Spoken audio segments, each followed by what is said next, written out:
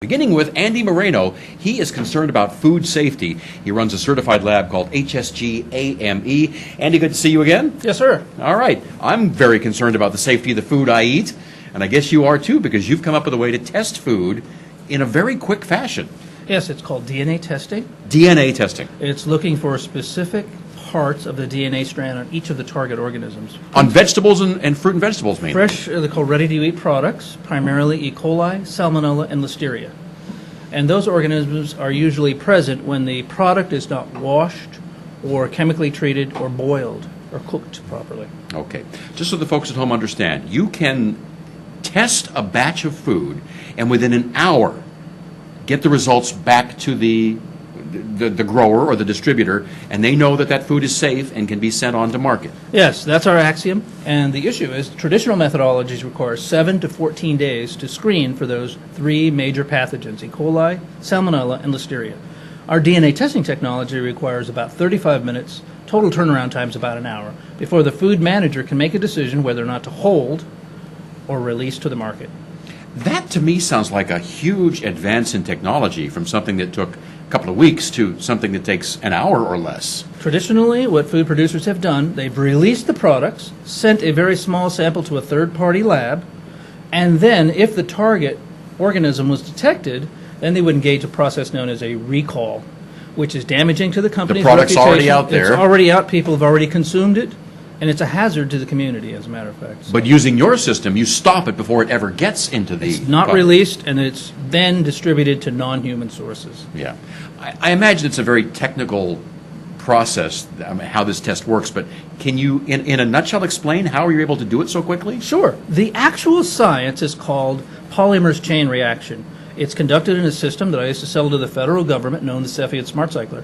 It's actually operated in our client factories by people who are not trained, particularly in science. So it's a very robust system. They follow our protocols. It gives very consistent results, helping the food safety officers release the product that's safe for human consumption. Okay, so I have an apple, or whatever. That's an excellent example of apple. One of our clients received several trailer loads of apples, actually containers. They'd been sitting in Argentina, brought up to the United States, ready to be sold to a food district, a school district for their children's food. They You want to make sure that it's safe. It was tested, found completely contaminated with salmonella. Ooh.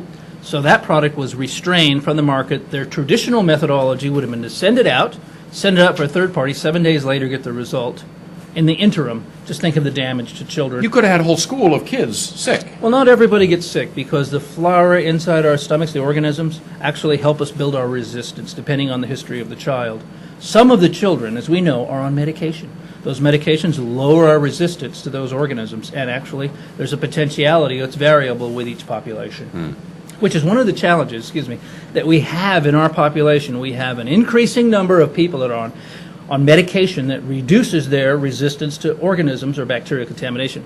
One of them is HIV/AIDS. We have a larger population every year. We have more people with hepatitis A, B, and C than we've ever had. We have more people that are on cancer treatments.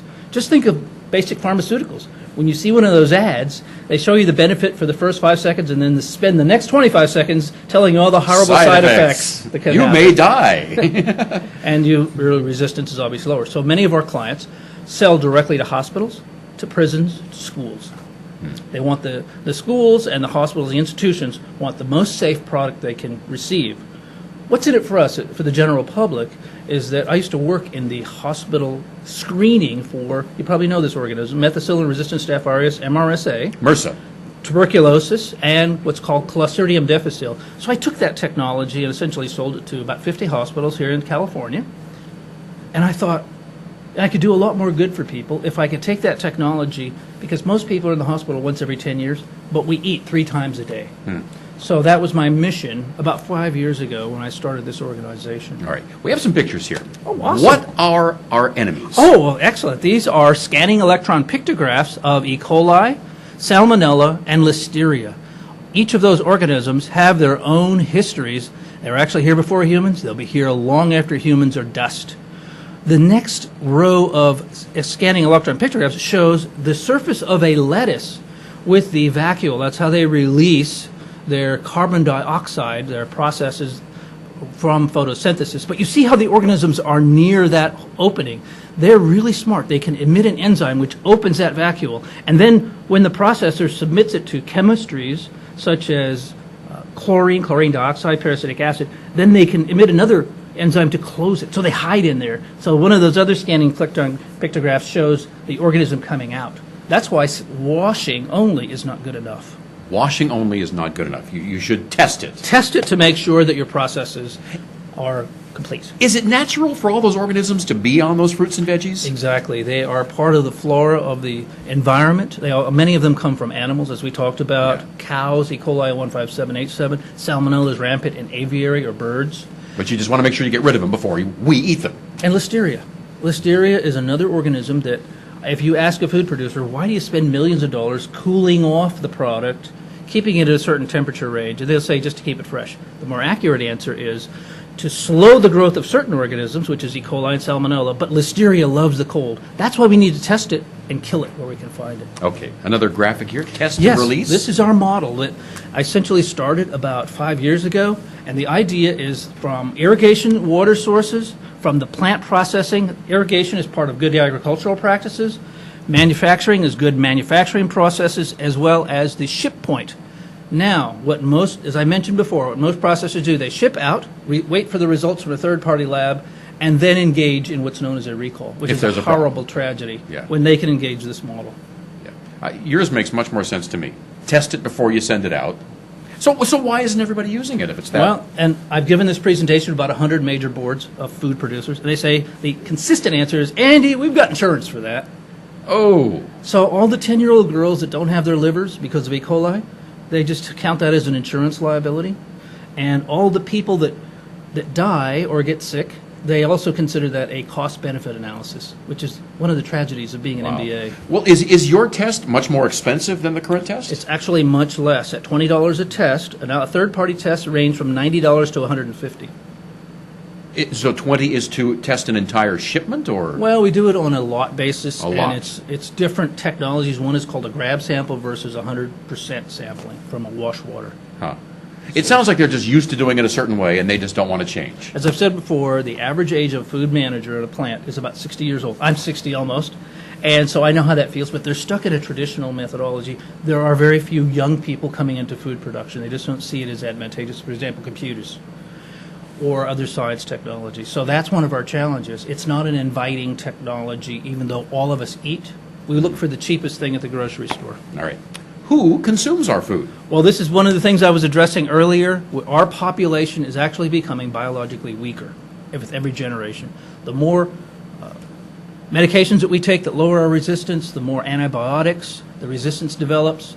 And so what we have here is a perfect situation for young lawyers that want to get into a sure way to attack those liability policies.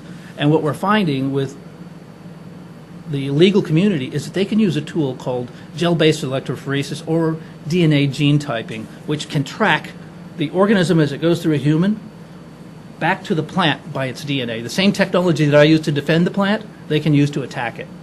So personally, I believe that lawsuits are great because they give a good slap in the face to these food producers that they need to up their game. And we as consumers need to be more particular on who we buy from, that buy only from those companies that test the product prior to release. And it's not based on price. The companies that lose business because they're not testing will wake up eventually. Eventually, yeah. I can see where lawyers wouldn't like your product because... They love it.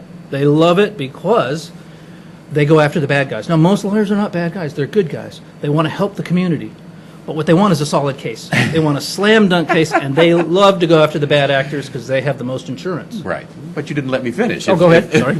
If all the food that goes out is safe, there's no more lawsuits. They'll find the something lawyers else. are out of business. They'll find something else. They'll find something else. All right. Andy Moreno from HSG AME Certified Labs.